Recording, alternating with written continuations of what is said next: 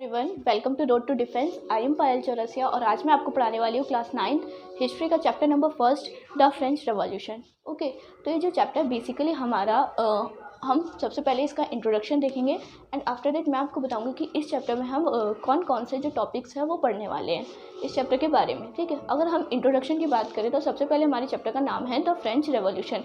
Revolution का मतलब होता है क्रांति। क्रांति कहाँ आती है? फ्रांस में, इसलिए नाम है द फ्रेंच रेवोल्यूशन। ठीक है, अब इंट्रो देख लेते हैं। इंट्रो हमारा जो चैप्टर हमारा बेसिकली एक फ्लैशबैक से शुरू होता है। फ्लैशबैक मतलब यहाँ पे हमें एक इवेंट बता दिया जाएगा, इस डेट को ये होता है, उसके बाद हम देखेंगे ये सब क्यों होता है। ठीक है, अब वो इवेंट है हमारा 14 जुलाई 1789 को। अब इस दिन क्या होता है? 14 जुलाई 1789 को जो फ्रांस है, फ्रांस जो देश है उसमें एक शहर है पेरिस। पेरिस के जो लोग होते हैं ना, वो सारे लोग जो है सड़क पर आ जाते हैं। अब सड़क पर उतर जाते हैं, क्यों उतर जाते हैं? घर में कोई प्रॉब्लम होती है? हाँ, प्रॉब्लम होती है।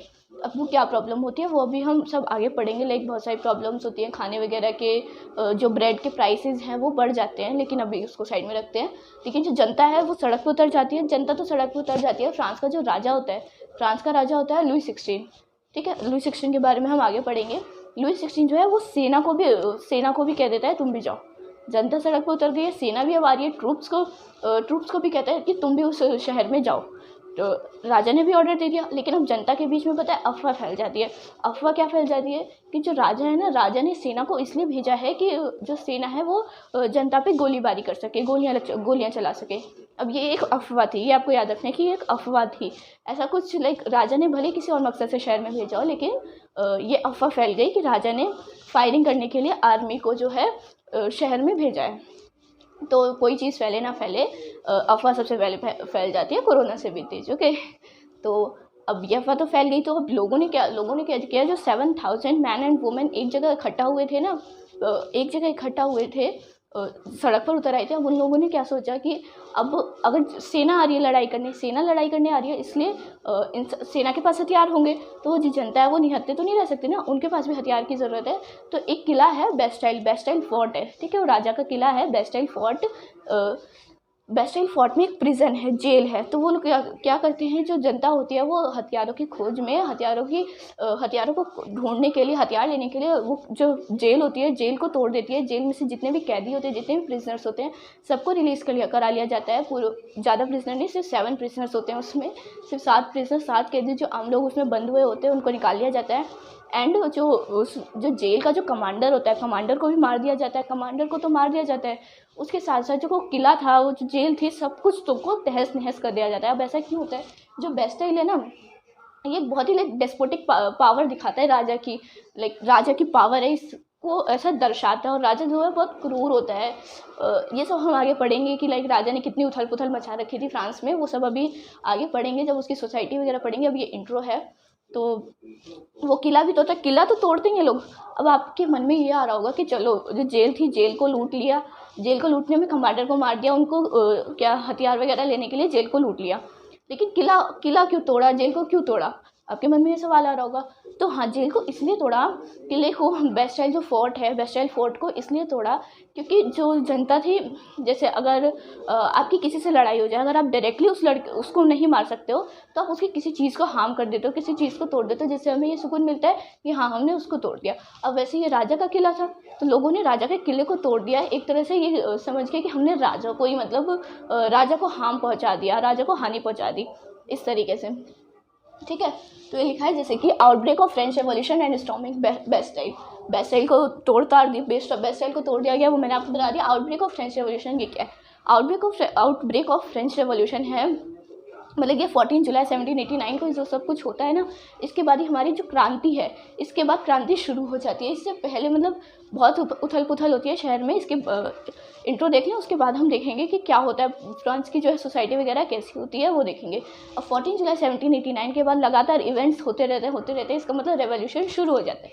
कब? 14 जुलाई 1789 का हमने ये देख लिया। अभी मुझे पता है आपके मन में बहुत सारे सवाल उमड़ रहे होंगे, बाल्टी भर के सवाल होंगे कि आखिर ये सब होता क्यों है, ये सारी चीज़ें होती क्यों है।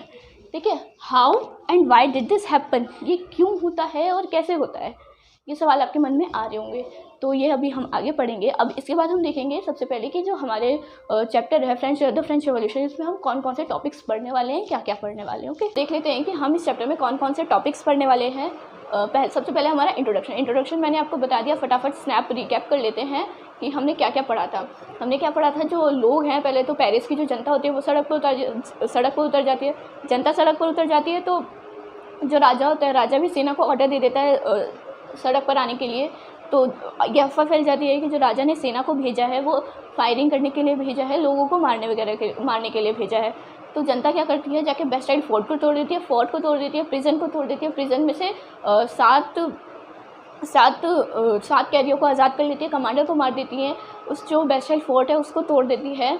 एंड आफ्टर दैट मैं एक चीज़ बतानी रह गई थी कि जो बेस्टाइड फोर्ट को वो जो जनता है वो तोड़ती है, उसके साथ साथ जो बेस्टाइड फोर्ट की जो ईंटें हैं ना, वो ईंटें भी मार्केट में बिक जाती हैं। अब बेस्टाइड फोर्ट को तोड़ा तो तोड़ा, वो ईंटें मार्केट में क्यों बेच रहे हैं? अपना घर बनाने के लिए नहीं, अपना घर बनाने के लिए नहीं, वो ईंटों को मार्केट में इसलिए बेच देते हैं क्योंकि लाइक कोई महल टूट गया तो उसकी याद की तरह उसको जो है बाज़ार में बिक जाती है ईंटें। अब हम देख लेते हैं हम इस पूरे चैप्टर में कौन कौन से टॉपिक्स पढ़ने वाले हैं। ओके, तो इंट्रोडक्शन मैंने आपको बता दिया। अगला है French society during the late 18th century. French society, जो फ्रांस है वहाँ की जो सोसाइटी है वो कैसी थी, जो सोसाइटी में कैसे कैसे डिवीज़न हो रखा था, कौन कैसे भेदभाव होता था, कौन जो है कौन से लोग कौन से उस वक्त जो है स्टेट वाइड डिवीज़न होता था, वो मैं आपको इस वाले टॉपिक में पढ़ाऊँगी। आफ्टर है स्ट्रगल टू सर्वाइव मतलब लोगों को ज़िंदगी जीने के लिए स्ट्रगल करना पड़ रहा था। मतलब जो खाने पीने के प्राइसेस थे वो बहुत बढ़ गए थे और काफ़ी उथल पुथल चल रही थी, वो मैं आपको इस टॉपिक में ही पढ़ाऊंगी separately. And after that a growing envisages and and to privileges. ये पूरी एक राइमिंग की तरह बन गई, a growing envisages and and to privileges. तो ये हम देखेंगे कि जो लोअर स्ट्रेटा के जो लोग थे, लोअर स्ट्रेटा के वो उनका कैसे डेवलपमेंट हुआ, वो कैसे एजुकेटेड हुए, वो हम इस टॉपिक में देखेंगे। After that the outbreak of the revolution. जैसे मैंने आपको इंट्रोडक्टरी वीडियो में बताया था कि जो कौन सा इवेंट होता है, 14 जुलाई 1789।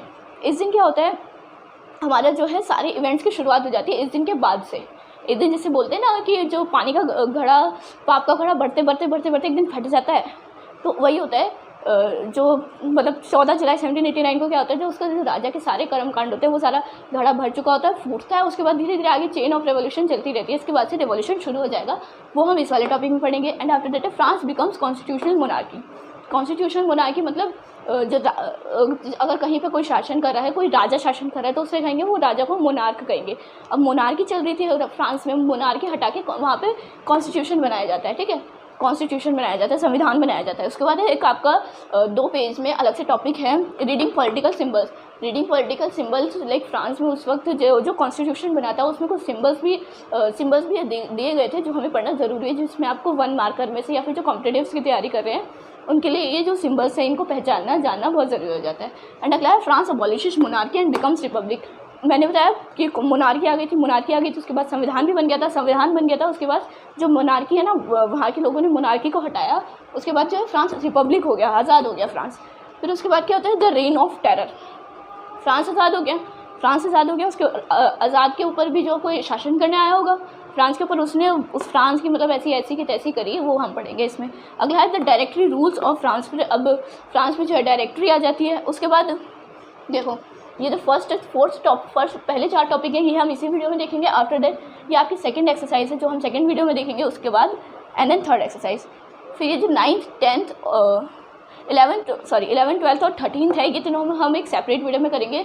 इससे तो हमें पता चलेगा जो पूरा रेवोल्यूशन होता है उसमें क्या क्या होता है। ये 3 आपके सेपरेट टॉपिक हैं कि did women have a revolution, women का जो था वो क्या रोल था रेवोल्यूशन में। उसके बाद देखेंगे द एवोल्यूशन ऑफ स्लेवरी का मतलब जो दास वगैरह बना के रखते हैं उसका जो है उसको द अबॉलिशन ऑफ स्लेवरी, उसका अपोज किया जाता है। And after that the revolution and everyday life.